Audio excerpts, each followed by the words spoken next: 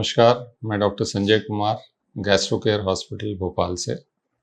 आज एक बड़े इंटरेस्टिंग टॉपिक पर बात करते हैं और वो है गैस बनती है। तो ये बहुत कॉमन फ्रेज़ है हमारे पास जब पेशेंट आते हैं दिखाने। हमारे पास क्या, हर किसी के पास, हर किसी डॉक्टर के पास, ना सिर्फ पेट के डॉक्टरों के पास। तो उनका कहना होता है कि डॉक्टर साहब हमको गैस बनती है। तो गैस बनती है कि बहुत सारे रैमिफिकेशंस हो सकते हैं।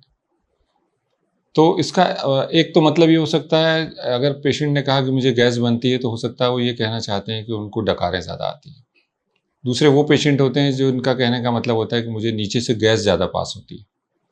तीसरे वो पेशेंट होते हैं जिनका कहना होता है कि नहीं साहब, पास तो होती ही नहीं, मेरे पेट में भारापन लगता है और मुझे लगता है कि गैस है पर पास नहीं होती। तो ये तीन कैटेगरी के पेशेंट होते हैं गैस बनना। इसके अलावा आपको जान के आश्चर्य होगा कि बहुत सारे पेशेंट हमारे पास आते हैं और कहते हैं कि साहब मेरे सिर में दर्द हो रहा है तो मुझे गैस बनती है। तो कहते हैं कि जब सिर दर्द हो रहा है तो आप कहिए कि सिर दर्द हो रहा है, ये क्यों कह रहे हैं कि गैस बनती है? बोले नहीं, मेरे सिर में दर्द जो है वो गैस से होता है। वहीं एक कोई आएगा जो कहेगा मेरे घुटने में या एंकल में पेन हो रहा है और ये गैस से हो रहा है। वहीं चौथा पेशेंट वो आएगा जो कहेगा कि सर मेरे हाथ में कहीं अगर दबाते हैं तो मुझे डकार आती है, यानी मेरे शरीर में बहुत गैस है।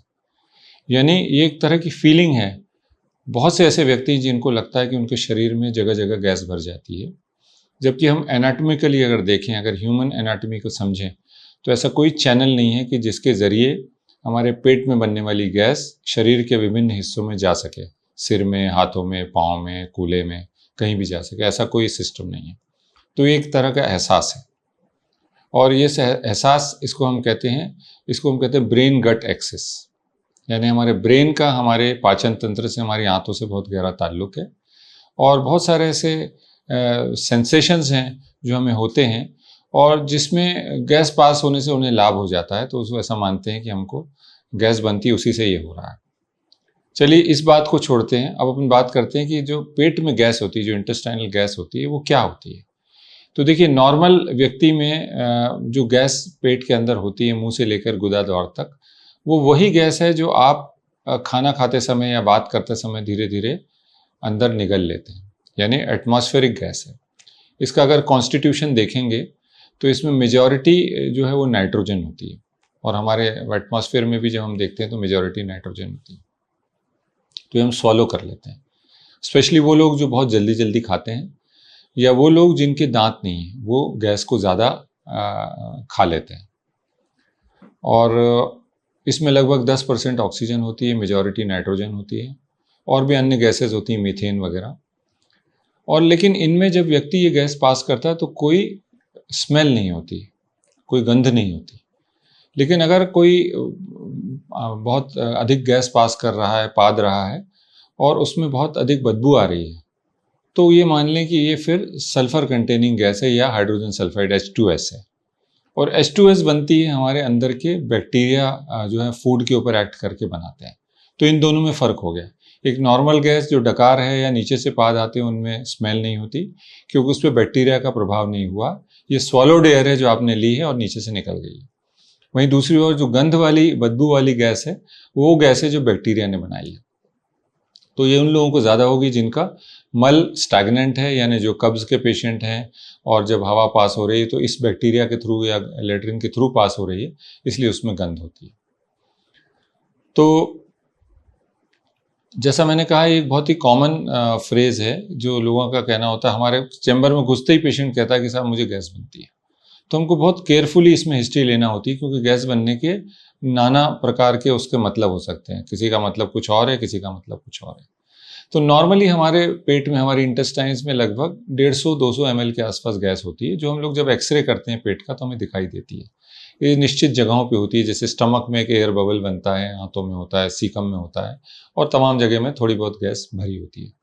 तो जब एक्सेसिव गैस हो जाती है तो व्यक्ति का पेट फूलता है और उसको इच्छा होती है कि वो गैस पास कर ले।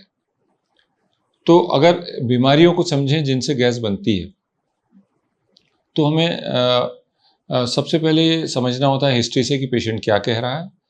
और दूसरा, अगर उसका मतलब ये है कि उसका पेट फूल रहा है, गैस का मतलब अक्सर वो ये होता है, तो हम लोगों को एग्जामिन करके हमें तय कर लेते हैं कि इसके पेट में गैस ही है, ऐसा तो नहीं कि पानी है। पेट फूल रहा है, बहुत कॉमन कारण है कि पेट में एसाइटिस हो गया यानी पानी है, तो गैस ना होकर ये पानी है। वहीं तीसरा पेशेंट होता है जिसका पेट बहुत फूल रहा है, कहते हैं साहब मेरा पेट निकल आया है, और हम देखते हैं तो ना गैस है और ना पानी है पेट में, ये सिर्फ चर्बी है, यानी व्यक्ति धीरे धीरे वजन गेन हो गया है, मोटा हो गया है, तो उसको भी एहसास होता है कि मेरे पेट में गैस है। तो अगर सामान्य तौर पे गैस बनती है, अधिक डकार आता है या नीचे से गैस पास होती है, तो ये कोई बीमारी की कैटेगरी में नहीं आता। ये अक्सर बहुत सारे आपके खाने के ऊपर डिपेंड करता है कि आप क्या खाते हैं। तो जिसमें हमें कोई कारण नहीं लगता कि इस पेशेंट को कोई बीमारी नहीं है, यूं ही ज़्यादा पाद रहे हैं या ज़्यादा डकार ले रहे हैं, तो हम उनको फिर फूड में ऑल्ट्रेशन एडवाइस करते हैं। हम कहते हैं आप ऐसी चीज़ें ना खाएं जो गैस बनाती हैं। तो ऐसी कौन सी चीज़ें हैं जो गैस बनाती हैं? जैसे गोभी या पत्ता गोभी या ब्रोकोली जो होती है, या जितने किस्म की फलियां होती हैं, यानी कि मटर के फली या सेम फली या गवार फली, बरबटी, सब फलियों से गैसेस ज़्यादा बनती है, सब दालों से गैसेस ज़्यादा बनती हैं, बहुत सारे मिल्क प्रोडक्ट से गैसेस ज़्यादा बनती हैं। तो जिनको बहुत ज़्यादा फार्ट करने की आदत है, पादने की आदत है, उनको हम कहते हैं इस तरह के फूड आप अवॉइड करें। पर इन सब से हटकर अगर किसी को व्यक्ति को गैस फंसी है, अगर गैस पास नहीं हो पा रही, तो ये एक चिंता का विषय है। तो हम लोग इसमें एक्सरे लेते हैं एब्डोमेन का, जिससे हमें पता चल जाता है कि अंदर कोई इंटेस्टाइनल ऑब्स्ट्रक्शन तो नहीं है। ये एक चिंता का विषय होता है। उसमें फ्लूइड लेवल्स दिखते हैं एयर के साथ, और हम समझ लेते हैं कि पेशेंट के पेट में कहीं ना कहीं कोई रुकावट है। तो अगर इंटेस्टाइनल ऑब्स्ट्रक्शन है तो पेट फूलता है और एक्सरे में गैसेस दिखाई देती हैं, जो हमको ये भी बताती हैं कि बीमारी की वजह बड़ी आंत में है या छोटी आंत में है। तो एक गैस बनने के पेशेंट को हमको बहुत केयरफुली देखना पड़ता है कि एक साधारण गैस बनने की समस्या है या इसके पेट में कोई बीमारी है जिसके कारण गैस फंस रही है, और इसके हिसाब से हमारा इवैल्यूएशन या हमारे टेस्ट आगे बढ़ते हैं। अगर हमें लगता है कि इनके इंटेस्टाइन्स में ऑब्स्ट्रक्शन है, तो इसको हमें हो सकता है कि एक सीटी स्कैन करके ये तय करना हो कि ऑब्स्ट्रक्शन किस जगह में है, कोई गठान तो नहीं हुई है, कहीं ऑब्स्ट्रक्शन कोई बैंड तो नहीं बन गया है। और उसके बाद कई बार हम लोग कॉन्ट्रास्ट एक्सरे करते हैं, जिससे हमें पता चलता है कि जो हमने दवा पिलाई है मुंह के जरिए वो कहाँ जाके रुक रही है, ताकि ऑब्स्ट्रक्शन है क्या। वहीं दूसरी ओर अगर बड़ी आंत में गैस रुकती है तो हो सकता है ये बड़ी आंत की बीमारी हो, और इसमें कोलोनोस्कोपी की जाती है। यानी कि कहने का मतलब ये है कि अगर गैस बनती है तो इसको बिल्कुल साधारण तौर पे भी लिया जा सकता है कि ये साधारण खान पान का परहेज से ठीक हो जाएगी, गैस फॉर्मिंग प्रोडक्ट्स ना खाएं। तो बहुत बार हम इनको डाइटिशियन के पास ही भेजते हैं कि आप उनसे सलाह कर लें। एक फॉडमैप करके एक्रोनिम होता है, तो इन लोगों को लो फॉडमैप डाइट दी जाती है। चंद प्रकार के फ्रूट्स और वेजिटेबल्स खाने को मना करते हैं। एक्सेसिव प्रोटीन डाइट से भी गैस बनती है तो वो मना करते हैं।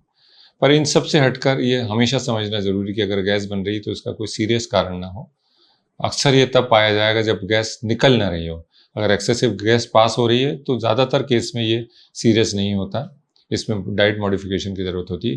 पर गैस अगर बन रही है, पेट फूल रहा है और गैस पास नहीं हो रही, तो ये अक्सर किसी सीरियस बीमारी का संकेत होता है। और इसमें जैसे मैंने कहा कि आगे टेस्ट की ज़रूरत होती है, एक्सरे से शुरुआत होती है और कोलोनोस्कोपी या सीटी स्कैन एमआरआई तक बात जा सकती है। तो आपको गैस संबंधी ये जानकारी पसंद आई हो तो हमारे चैनल को सब्सक्राइब करें, और अगर आपका कोई सवाल है तो कमेंट बॉक्स में डालें। नमस्कार।